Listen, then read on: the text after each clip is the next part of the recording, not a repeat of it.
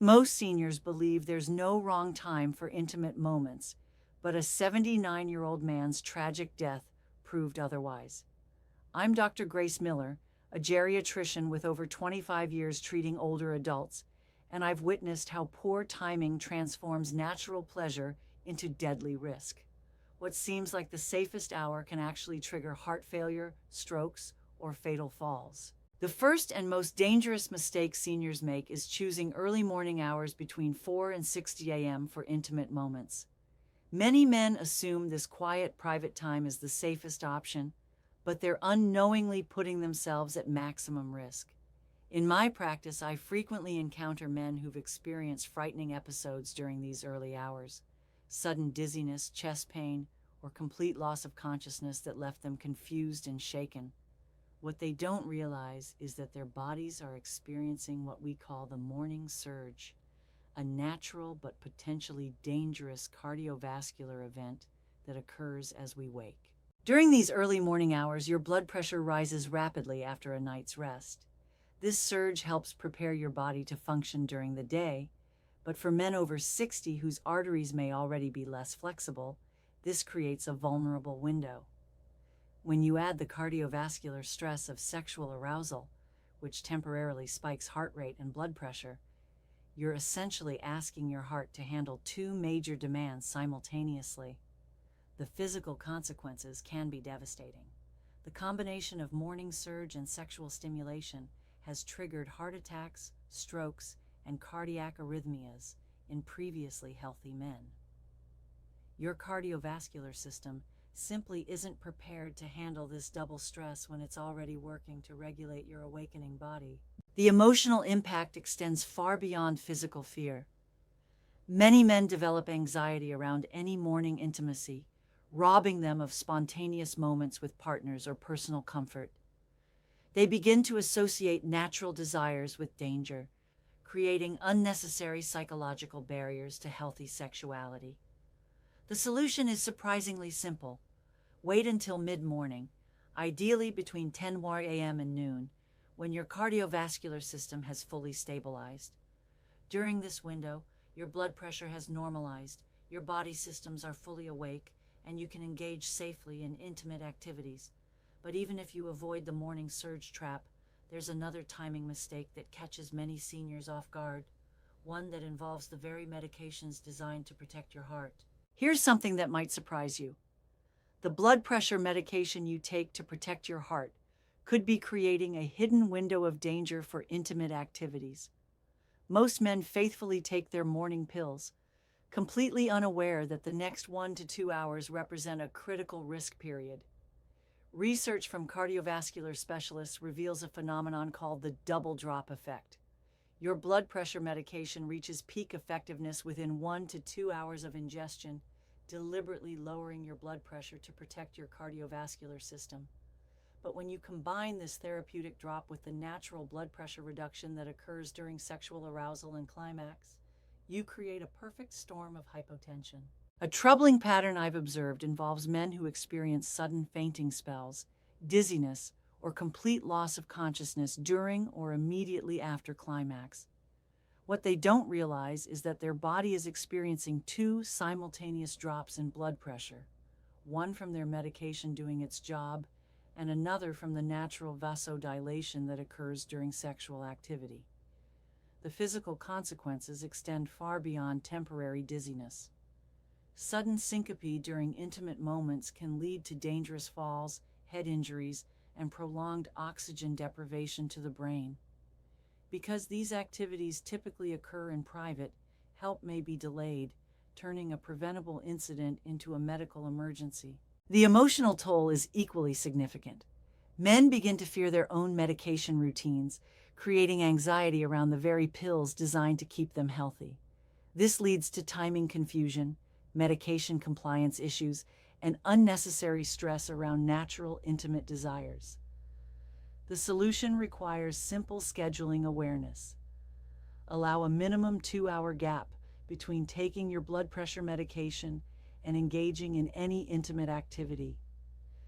This gives your body time to adjust to the medication's effects while ensuring your cardiovascular system can safely handle the additional demands of arousal.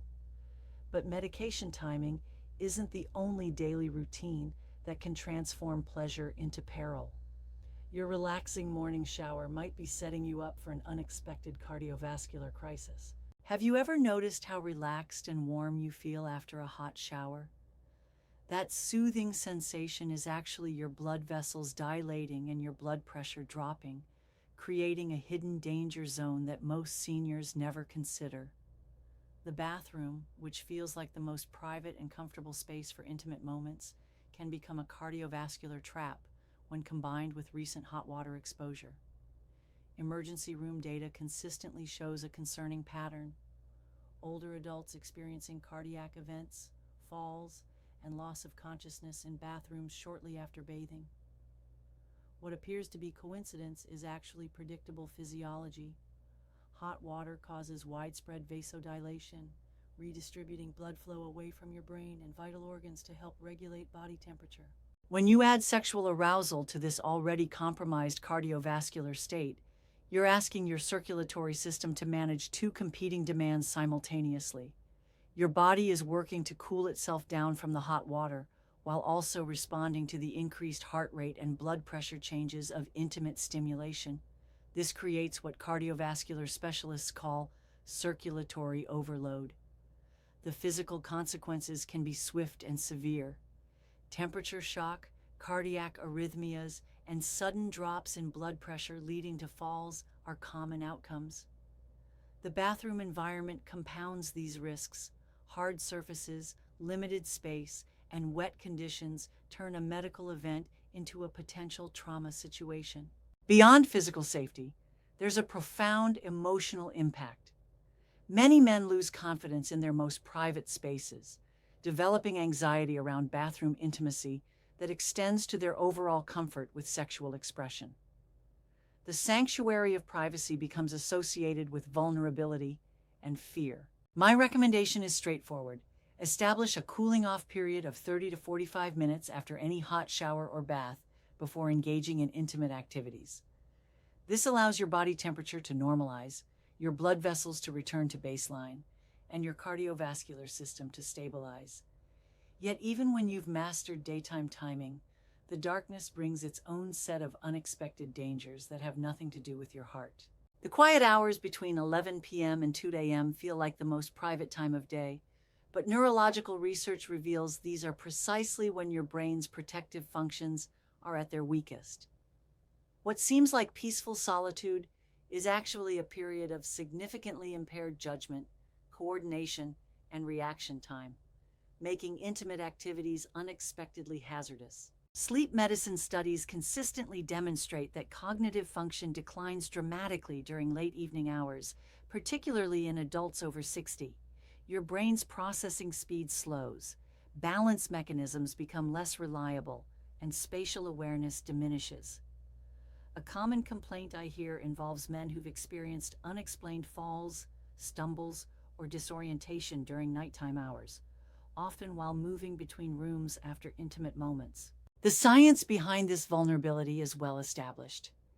As we age, our circadian rhythms shift, and the brain's executive functions, responsible for decision-making, coordination, and safety awareness, operate at reduced capacity during late-night hours. When you add the natural post-climax hormone surge that promotes relaxation and can temporarily lower blood pressure, you create a perfect storm of physical and mental vulnerability. Physical consequences extend beyond simple clumsiness. Falls during these hours often go unnoticed by sleeping household members, delaying medical attention. Poor lighting, unfamiliar shadows, and reduced spatial awareness contribute to serious injuries that could have been prevented with better timing choices. The emotional dimension is equally concerning. Late-night hours can amplify feelings of loneliness, sadness, or isolation, leading some men to use intimate activities as emotional coping mechanisms rather than expressions of healthy sexuality. This creates unhealthy patterns where physical release becomes tied to managing difficult emotions rather than genuine desire or pleasure. My clinical recommendation is clear. Prioritize intimate activities during daylight hours when your cognitive function, coordination, and emotional state are naturally stronger. The window between 10 a.m. and 4 p.m. offers optimal mental clarity and physical stability. But even perfect timing can't protect you if your body is operating in a hidden state of depletion that most seniors don't even realize they're experiencing.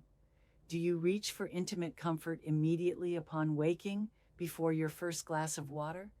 This seemingly innocent habit masks one of the most overlooked dangers facing seniors: engaging in cardiovascular activity while severely dehydrated. After 6 to 8 hours without fluid intake, your body exists in a state of mild to moderate dehydration that dramatically amplifies the risks of sexual activity. Clinical evidence from geriatric medicine consistently shows that morning dehydration contributes to a significant percentage of falls and fainting episodes in older adults. Many men report sudden weakness, dizziness, or complete blackouts during morning intimate moments, attributing these episodes to getting older, rather than recognizing the preventable cause: inadequate fluid volume. The physiological mechanism is straightforward but dangerous. Dehydration causes blood to thicken and circulation to slow, while simultaneously reducing overall blood volume. When you add the cardiovascular demands of sexual arousal, increased heart rate, vasodilation, and blood pressure fluctuations, your circulatory system simply cannot keep pace. The result is orthostatic hypotension, a sudden drop in blood pressure that deprives your brain of adequate oxygen. Physical consequences range from mild dizziness to complete loss of consciousness. Orthostatic hypotension is one of the leading causes of serious falls in seniors, often resulting in head injuries, fractures, and emergency hospitalizations. The frightening aspect is how quickly it can occur. One moment you feel fine, the next you're on the floor with no memory of falling. The emotional impact creates lasting anxiety around morning intimacy. Men begin to associate natural desires with physical danger, leading to avoidance of spontaneous moments and unnecessary fear around healthy sexual expression.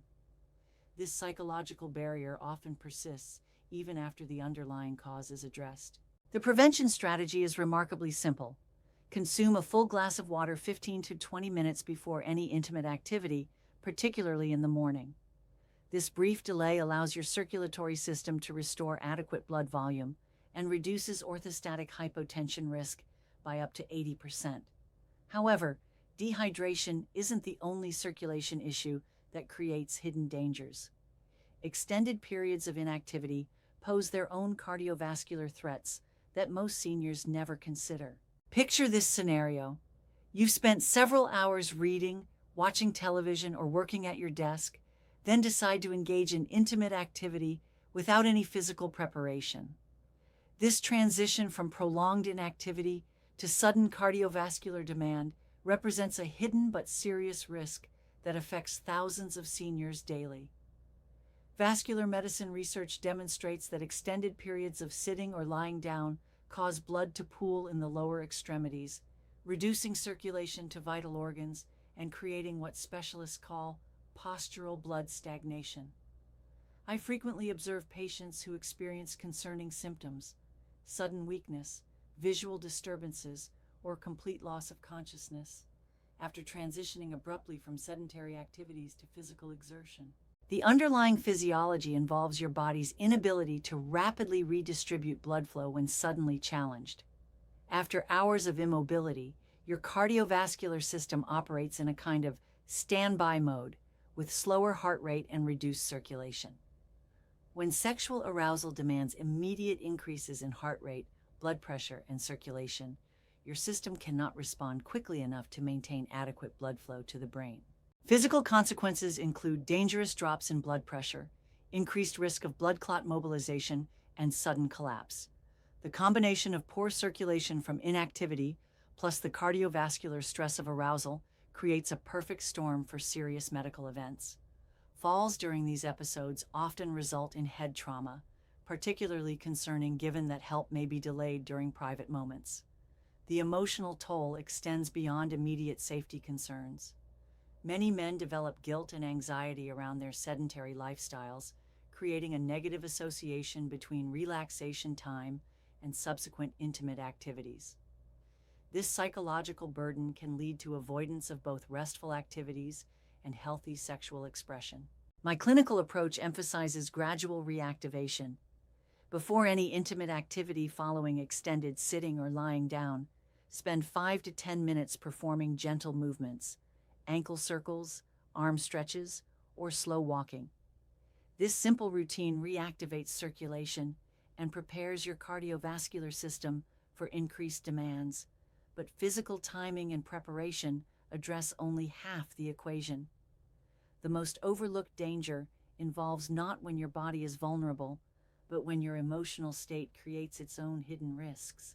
When grief, loneliness, or depression drives intimate behavior, the activity transforms from healthy expression into emotional self-medication, a shift that creates both psychological and physiological dangers most seniors don't recognize. The distinction between pleasure-driven and pain-driven sexuality represents one of the most critical yet overlooked aspects of senior intimate health. Endocrinology research reveals that sexual activity motivated by emotional distress produces dramatically different hormonal responses than pleasure-motivated intimacy. A troubling pattern I've observed involves men using masturbation as their primary coping mechanism for loss, isolation, or depression, particularly following the death of a spouse or during periods of social isolation. What begins as comfort-seeking behavior gradually becomes compulsive, creating more problems than it solves. The neurochemical explanation centers on stress hormone disruption. When sexual activity is driven by negative emotions, your body produces elevated cortisol levels alongside the typical pleasure hormones. This creates a biochemical conflict that disrupts sleep patterns, suppresses immune function, and actually increases anxiety over time rather than relieving it. Physical consequences manifest as chronic fatigue, disrupted sleep cycles, and increased susceptibility to illness. The temporary dopamine release from climax provides brief relief from emotional pain, but the subsequent crash often leaves men feeling more depleted than before. This creates a cycle where more frequent activity is needed to achieve the same temporary relief. The emotional impact becomes self-perpetuating. Men report feeling shame about their increased dependence on sexual release for emotional regulation, leading to deeper isolation and withdrawal from healthier coping mechanisms. The behavior that initially provided comfort becomes another source of guilt and self-criticism. My therapeutic approach emphasizes addressing root emotions rather than managing symptoms. This involves reaching out to friends, family, or professional counselors, engaging in social activities, and developing multiple healthy coping strategies. Sexual expression should enhance life, not serve as an escape from it. What happens when we combine emotional vulnerability with impaired judgment from substances presents yet another layer of risk that demands immediate attention. The relaxing glass of wine with dinner or the sleep medication that helps you rest can become silent conspirators in creating dangerous, intimate moments.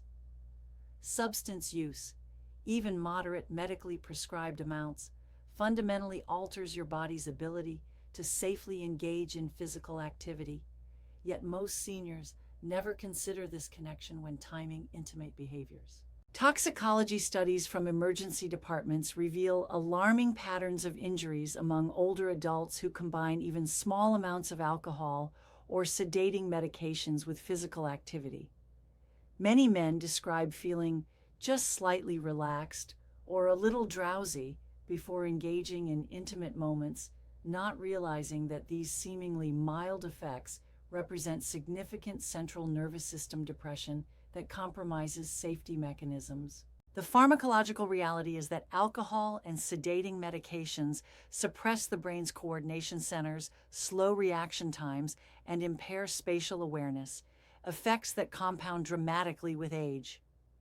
When you add the natural disorientation that can occur during and after climax, you create a perfect storm of impaired judgment and delayed protective reflexes.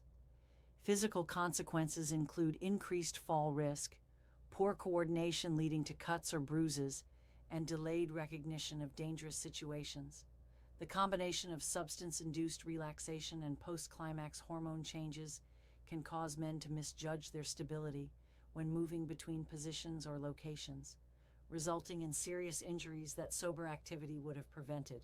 The emotional aftermath often involves guilt and shame about substance use, feelings of lost control, and anxiety about combining previously enjoyable activities. Men begin to question their judgment and may develop fear around both their medication routines and their intimate lives, creating unnecessary psychological barriers to healthy practices. My clinical standard is absolute: complete sobriety before any intimate activity. This means allowing sufficient time for alcohol to metabolize, typically 1 to 2 hours per drink, and avoiding intimate moments within 4 to 6 hours of taking sedating medications unless specifically approved by your prescribing physician. Even with perfect timing and complete sobriety, the physical environment itself can transform safe, intimate moments into hazardous situations that most men never think to evaluate. Your quest for privacy might be leading you into physical danger zones that transform intimate moments into accident scenes. The bathroom shower, the dimly lit bedroom, or standing positions that once felt natural now represent significant safety hazards that require careful consideration as our body's age and balance becomes more fragile. Occupational therapy assessments consistently identify environmental factors as primary contributors to senior injuries during private activities. A concerning trend I've documented involves men choosing locations based solely on privacy concerns while completely ignoring safety considerations. Wet bathroom floors, poor lighting, unstable surfaces, or positions that challenge already compromised balance systems. The biomechanics of aging create a perfect storm when combined with environmental hazards. Age-related changes in proprioception, spatial awareness, reduced muscle strength, and slower reflexes mean that surfaces and positions that were once safe now pose genuine risks. During intimate moments, when attention is naturally focused inward and blood flow is redirected, your brain's ability to monitor balance and environmental dangers becomes significantly compromised. Physical consequences range from minor cuts and bruises to serious fractures, head injuries, and lacerations. Bathroom falls are particularly dangerous due to hard surfaces, sharp edges, and confined spaces that limit how you can protect yourself during a fall. Emergency room data shows that intimate activity-related injuries in seniors most commonly involve environmental factors rather than the activity itself. The emotional impact extends beyond immediate physical concerns. Men begin to lose confidence in their most private spaces, developing anxiety around previously comfortable environments. This environmental fear often generalizes, creating reluctance to engage in intimate activities anywhere, even in objectively safe locations. My environmental safety protocol emphasizes 3 key principles: stable, dry surfaces with good lighting, easily accessible support structures like sturdy furniture or grab bars, and emergency accessibility should assistance be needed. The bedroom with proper lighting, a firm mattress, and nearby support represents the optimal environment for senior intimate activities. Now that we've identified the 9 most dangerous scenarios, it's time to integrate this knowledge into a comprehensive approach that transforms intimate moments from potential hazards into safe, confident expressions of healthy sexuality. The final and perhaps most critical mistake seniors make is approaching intimate moments without any safety framework at all. Most men over 60 continue the same spontaneous patterns they've used for decades, never adapting their approach to accommodate the profound physiological changes that occur with aging. This lack of intentional planning transforms what should be safe, enjoyable experiences into unnecessary risks. Throughout my clinical practice, I've witnessed a remarkable transformation when men begin applying systematic safety awareness to their intimate lives. Rather than restricting pleasure, this approach actually enhances confidence, reduces anxiety, and allows for more frequent, satisfying experiences.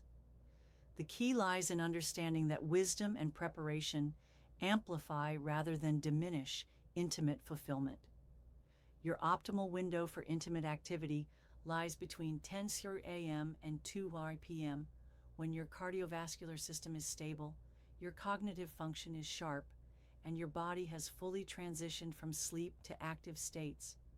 This timing avoids the morning surge, post-medication effects, and nighttime coordination issues while ensuring adequate energy and mental clarity. Before any intimate activity, implement a simple pre-activity checklist.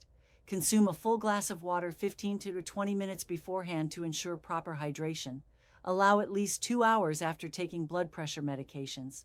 Wait 30-45 minutes after hot showers or baths, and avoid alcohol or sedating substances for the previous 4-6 hours. These simple timing adjustments eliminate the majority of physiological risk factors.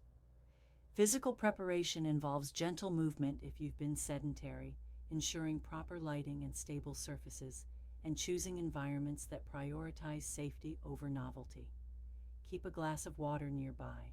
Ensure easy access to assistance if needed, and select positions and locations that accommodate any balance or mobility limitations you may have.